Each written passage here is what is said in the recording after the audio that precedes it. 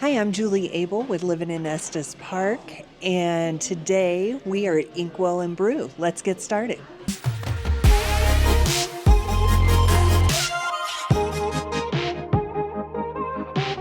Hi, Julie Abel here with Signature Home Team, and we have heard from a lot of you that you love hearing from local businesses and getting insight into those businesses in Estes Park.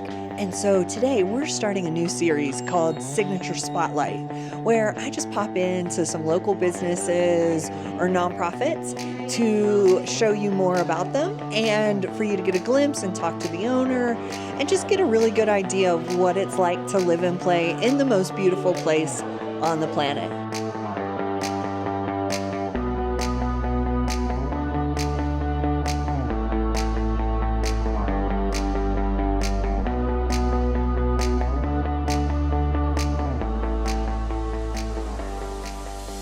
I am here with Anastasia Reed, and fellow West Virginian, which I love, and owner of Inkwell and Brew with her and her husband.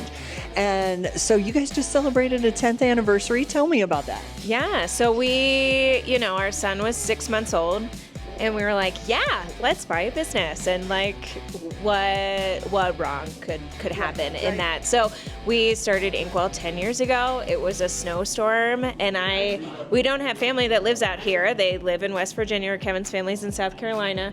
And so like the night before, Friday night, we're like throwing stuff in the office, and it's 1 a.m, and Kevin looks at me and goes, well, how are we taking credit cards in the morning? That's Whoops! great. Luca's like in a pack on my back. So then we were cash only for that weekend, and it was snowing, but it was so nice because everybody who came through it's like Estes Park, just our friends. Yep. And I say just our friends, and you would think it'd be like 1 or 2 people.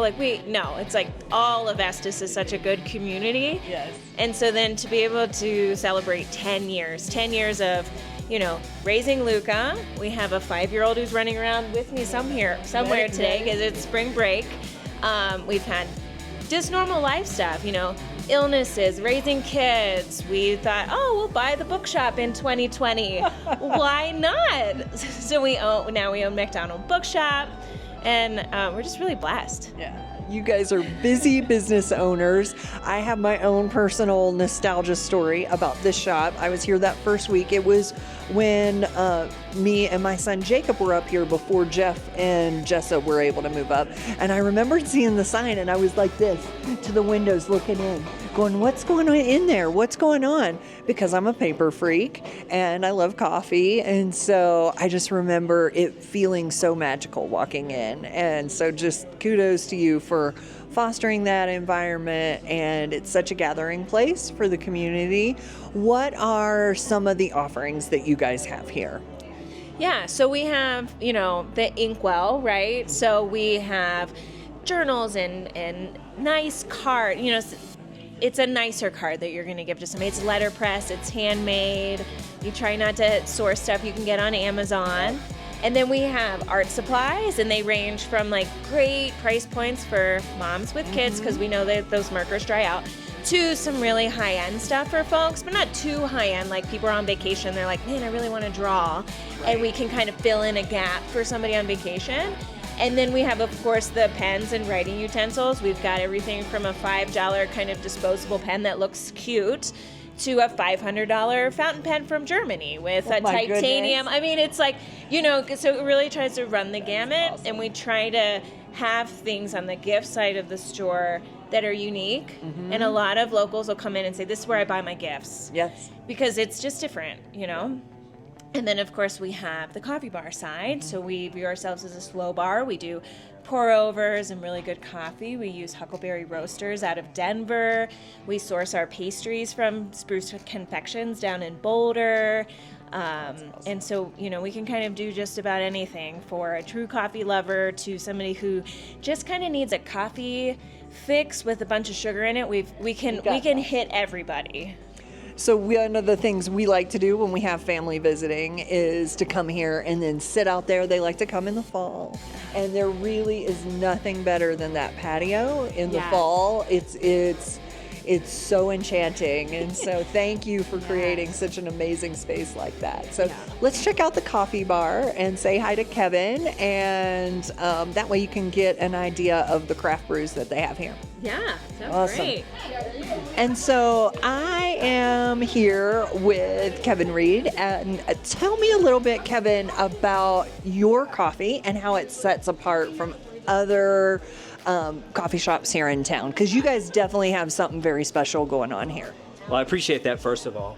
I think the biggest thing is a lot of people don't realize it's all about who you use as your roaster.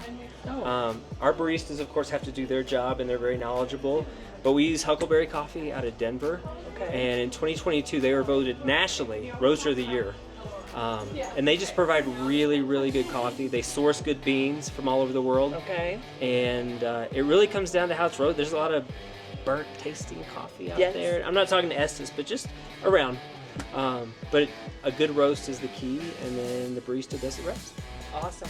What other types of things? So we love matcha. A lot of my staff loves matcha. It's very popular right now.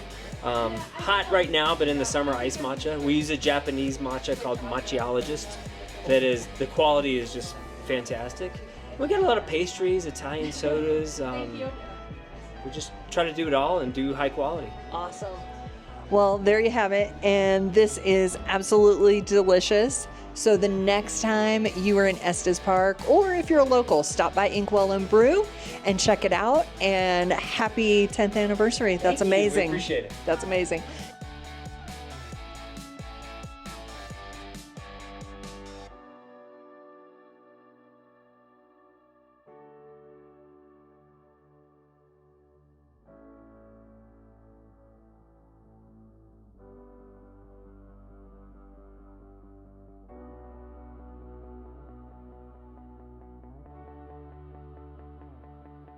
So that was a treat to talk with the Reeds and really get a feel for the heart of their store. I got my swag bag that I won for their 10th anniversary, which is really cool. And now I'm just going to enjoy my coffee and head back to the office.